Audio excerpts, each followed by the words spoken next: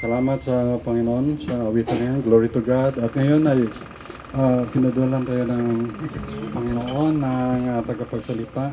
Assistant Pastor siya ni Pastor Gomi Garcia sa Sword of the Lord Baptist Church. Tawagin natin si Pastor Josel Gauran to give us the Word of God. Amen. Praise the Lord. Amen. Thank you, Pastor Josel. Amen. Okay, once again, good morning to everyone. Good morning. Good morning. Are you happy this morning? Yes. Sigurado? Yes. Okay, so privilege para sa akin na makapag-share sa inyo ng Word of God. Amen. But before I preach or I share the Word of God this morning, short testimony for my life. Ano? Amen. Ako ay nag-start ng gawain. Actually, na-save ako, that was January 11, 1997, fourth year high school.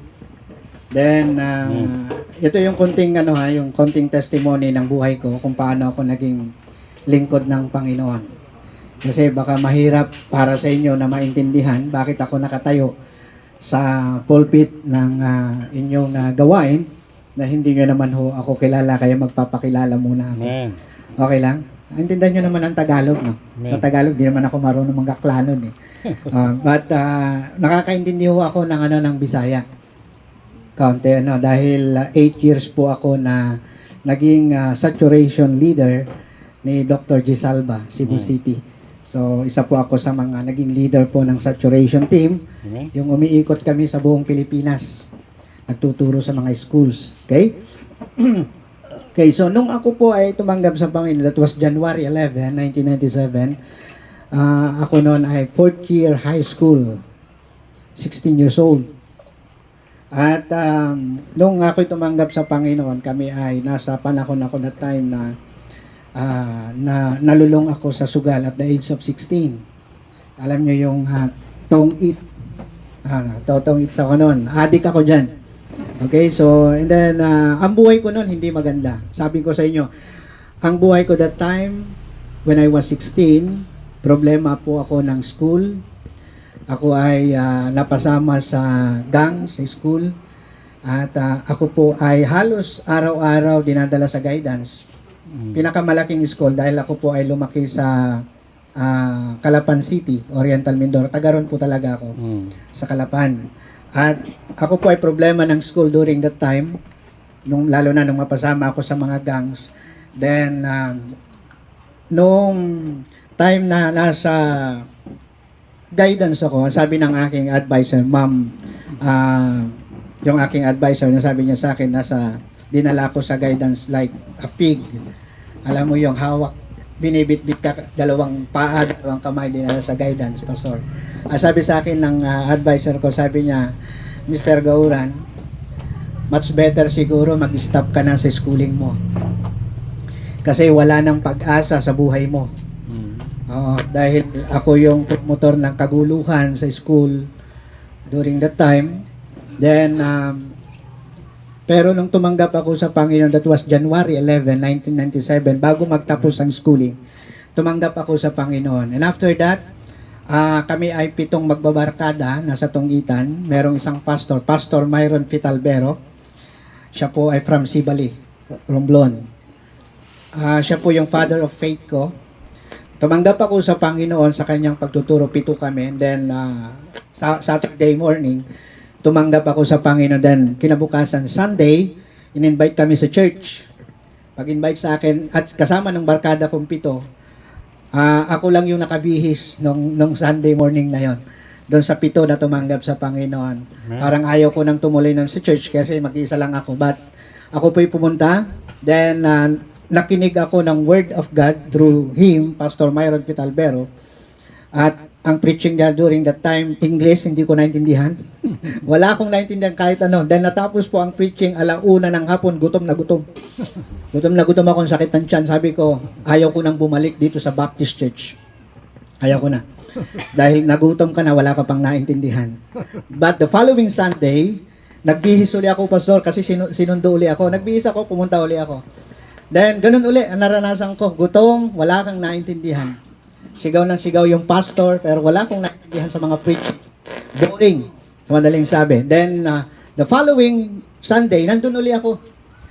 Oh, nag-business uli ako. Then, pabalik-balik ako. Wala akong naintindihan. But then, I came to realize na nasanay na pala akong uma-attend ng Sunday. Wala akong naintindihan. Hindi ko alam ang plano ng Panginoon until sineperate po kami ng Sunday school. Kasi merong Sunday school ng mga high school. Sineperate kami. Nag-enjoy ako sa Sunday school. Bakit? Kasi sa Sunday school namin, una, maganda yung teacher ko. Pangalawa, pag highest ka sa exam noon, o kaya ay isa ka, tatlo sa pinakamataas, merong premyo, pastor. Alam nyo yung chichirya na piwi.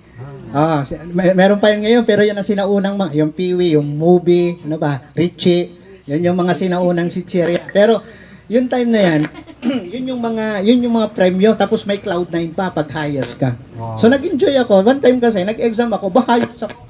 Meron akong Cloud9. Parang nagusto ba, maganda to ah.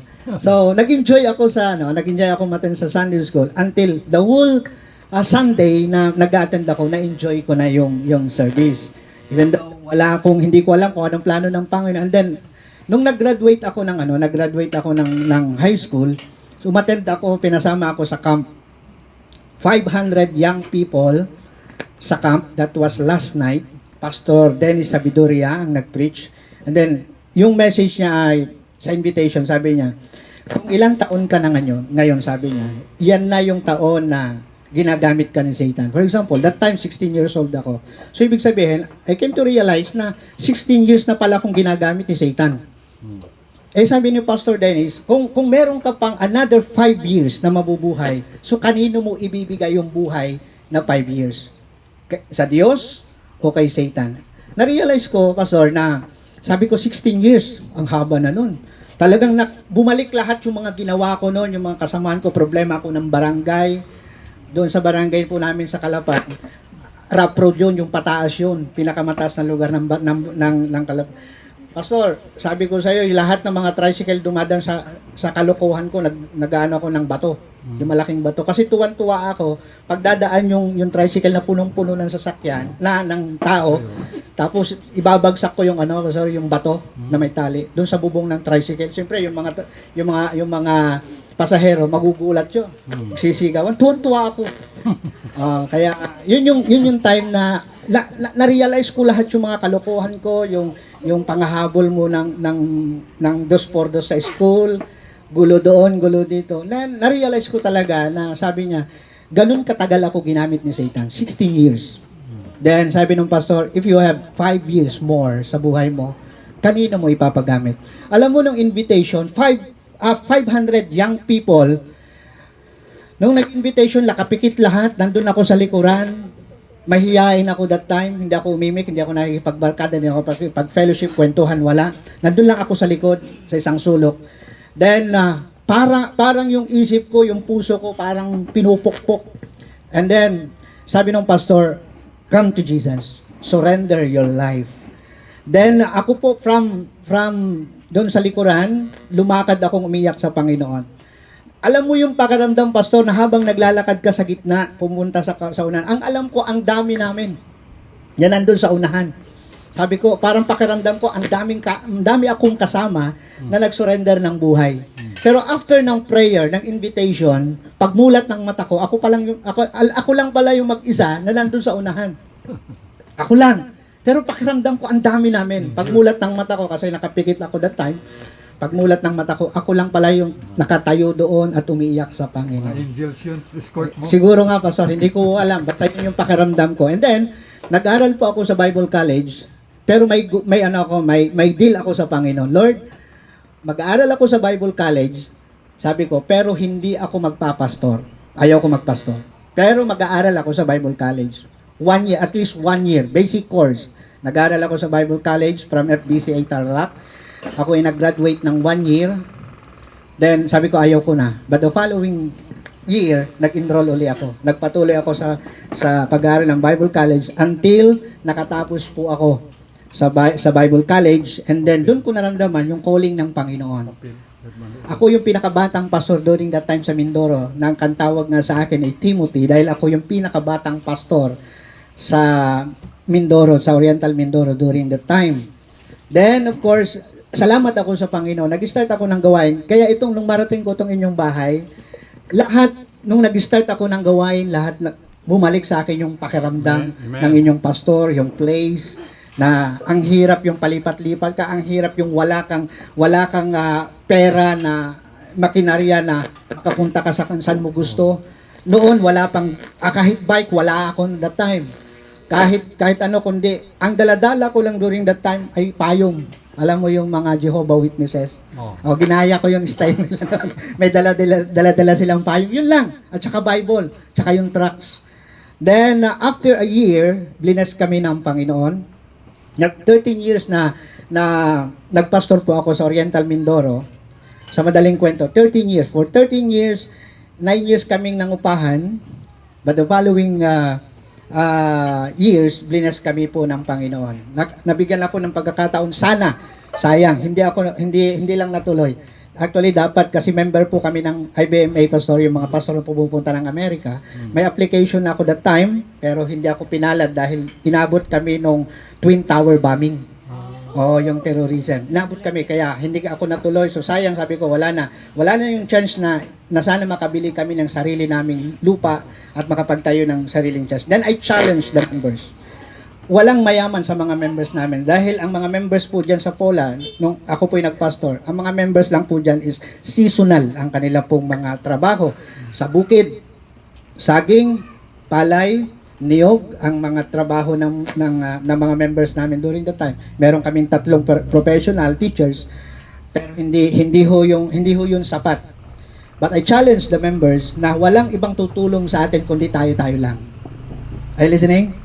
Sabi ko sa kanila, huwag tayong umasa sa Amerika, huwag tayong umasa sa ibang tulong. At that time, yung support ko, as in, nakat na, kaya as in, walang-wala. Kaya doon ako nauso, pastor, yung mayroon akong formula nung nagpapastor ako. At nangungupahan ka, ang formula ko, WWT. Kaya pag nagtetestimony ko, during that time, tanungin ako ng mga pastors, ano yung WWT? Walang-wala talaga. As in nothing, walang-wala talaga. Pero alam nyo, ang blessing, ang Diyos hindi natutulog. Amen. Ang Diyos hindi liko para hindi niya makita yung faithfulness mo.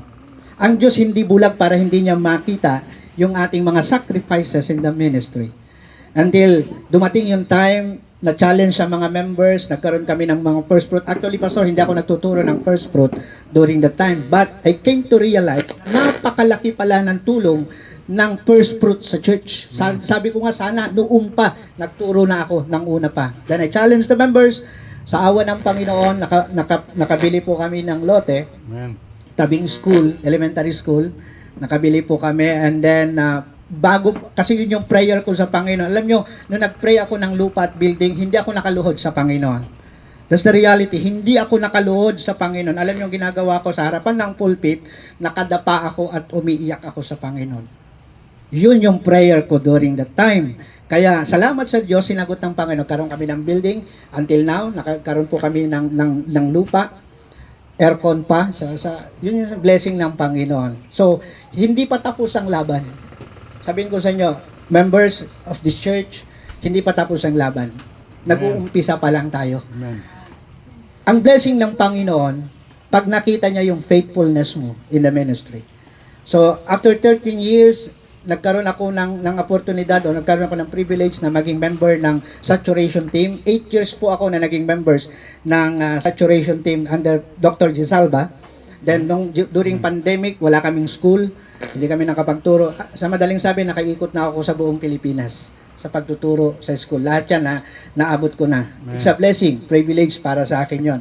And then, nung nagkaroon ng pandemic, wala kaming schooling, umuwi ako Mindoro, ayaw ko na rin pumunta ng Cebu, parang tinamantalan ako.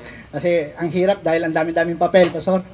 Until nagkaroon kami ng conversation ni Pastor Gomi. Kilala niyo si Pastor Gomi, yung pastor ko ngayon sa Laguna. Amen. So, ang dami kasing nag-offer sa akin, Bicol under Pastor Tanyerla. Inoperan po ako na magpastor po doon o maging assistant pastor. Inoperan ako ng malaking support kasi mayaman yung pastor, 15,000. Wow.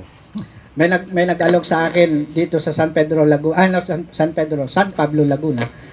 Ganon din, ang daming, kung tutusin kung ako nakatingin sa pera, Oh. pwede ko nang tanggapin yun. Wala na akong problema. May bahay ako, may sasakyan akong ipapagamit sa akin. Pero sabi ko kay Pastor Gomi, may ministry ay hindi pera. Right, man. Hindi ako after sa pera. Man. Before ako. Hindi ako after, before ako sa pera. Hindi, biro lang. So sabi ko, ang akin lang, sabi ko, kung saan ako mas gagamitin ng Panginoon. Amen. Kasi doon marami na silang pera, marami na silang mga members, marami na silang ano. Nung makita ko ang gawain ni Pastor Gomi, bagsak. So, sabi ko, Pastor Gomi, gusto kong tulungan ng ministry. Gusto kitang tulungan.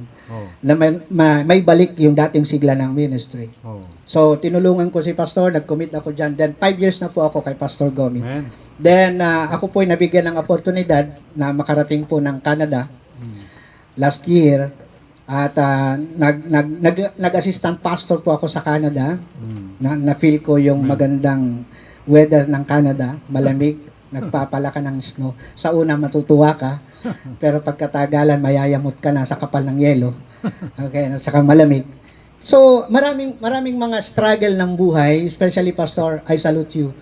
Dahil naranasan ko yung paano magsimula ng gawain hanggang sa blines ka ng Panginoon. Kaya nga lagi kong sinasabi, hindi ako nagte-testimony every time sa testimony ko sa mga simbahan o sa mga pastor. Hindi ko kasi sanay na akong makarinig sa mga pastor, ang hirap sa ministry. Sanay na akong makarinig ng ganyan. Pero sa kabilang sinasabi nilang mahirap, nasa ministry pa rin naman sila. So binago ko yung testimony ko. Sabi ko, hindi mahirap sa ministry. Nag-i-enjoy kami sa ministry. Bakit? Kasi meron Panginoon na nag-aalalay sa amin. Hindi kami naglilingkod sa tao, hindi kami naglilingkod sa kanino mang politiko o kanino mang bagay. Naglilingkod tayo sa Panginoon. That's the reality sa ministry ng Panginoon. Are you listening? Amen. So, yun po yung katotohanan sa buhay natin. Now, kanina, nag-iisip ako, actually, Pastor, marami akong mga messages na gusto kong i-share. Actually, yung prepared ko na message, kasi hindi ko pa alam yung takbo ng ministry, hindi naman ako nagtatanong kay Pastor, kay Pastor Gomi, kumusta po ano yung ministry ni Pastor Joseph?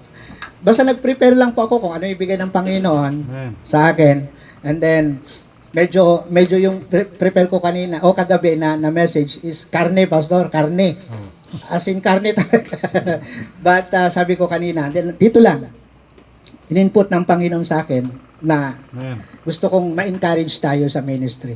Walang nasasaktan sa ministry as long na alam mong nasa kalooban ka ng Panginoon. Lahat tinatanggap mo yan.